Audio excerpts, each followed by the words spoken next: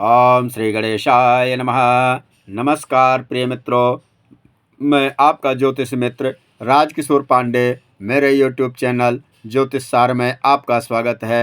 मित्रों, आज का जो विषय होगा वह विषय 1, 5, 9 और 4, 8, 12 धर्म त्रिकोण और मोक्ष त्रिकोण के ऊपर विश्लेषण होगा। 1, 5, 9 धर्म की बाहरी यात्राएं कराता है। धर्म अर्थात परोपकार आदि के लिए प्रेरित करता है। और 4, 8, 12 नंबर भाव मुक्ति का मार्ग प्रशस्त करता है। कुंडली का चतुर्थ भाव मन है, डिजायर है। यदि चतुर्थ भाव का लॉर्ड थर्ड हाउस में चला जाए, तीसरे नंबर भाव में चला जाए, तो तीसरा भाव चौथे भाव का 12वां भाव होता है, यानी चौथे भाव का हानि स्थान होता है तीसरा भाव कितनी सुंदर बात पराशर ऋषि जी कहते हैं। ये सूत्र है, व्यक्ति के चित्त को पकड़ने का चतुर्थ भाव का लॉर्ड कहाँ बैठा है ये देखना चाहिए। यदि दसम भाव में चतुर्थ भाव का लॉर्ड बैठा है तो ऐसे व्यक्ति को प्रसिद्धि की इच्छा होती है, पद प्रतिष्ठा की चाहत होती है, समाज का ऐश्वर्य चाहिए ऐसे व्यक्ति को। यदि पंचम भाव में बैठा है तो पंचम भाव सूक्ष्म बुद्धि, प्रेम प्रसंग आदि का इच्छा रखता है। ऐसा जातक तीक्ष्ण बुद्धि का भाव होता है पंचम भाव। कहीं सप्तम भाव में बैठा है तो पत्नी और संसार के ऐश्वर्य की चाहत ऐसे व्यक्ति में होती है।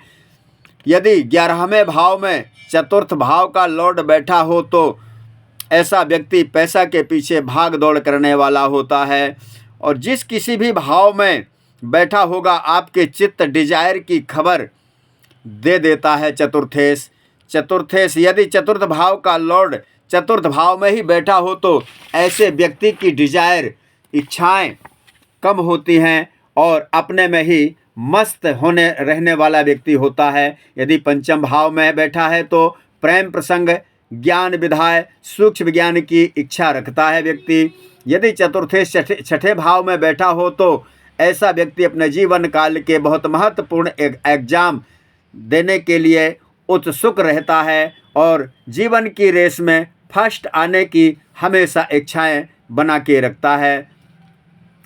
1, 5, 9 और 4, 8, 12 का फल धर्म त्रिकोण और मोक्ष त्रिकोण। 12वां भाव मोक्ष का हिमालय है और शिखर है।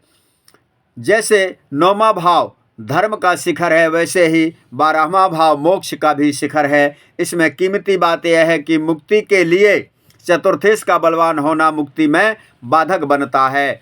उसमें डिजायर होती हैं, इच्छाएं होती हैं। यदि चतुर्थेश बलवान होगा तो उसमें इच्छाएं भी बलवान होती हैं। चतुर्थेश मुक्ति के पथ पर तब सहायक होता है जब डिजायर लेस हो, इच्छाओं की ज़्यादा उसमें चाहत ना हो, कमज़ोर हो। जब तक डिजायर है मुक्ति पथ पर यह चतुर्थेश बाधक होता है। चतुर्थेश को समझने के लिए, मन और चित्त की स्थिति को समझने के लिए चतुर्थेश अर्थात चतुर्थ भाव का लॉर्ड जिस भाव में बैठा होगा उसके मन और चित्त स्वभाव की स्थिति को आप उससे समझ सकते हैं, पकड़ सकते हैं। मित्रों, आज तक के लिए आप सबको मेरा नमस्कार।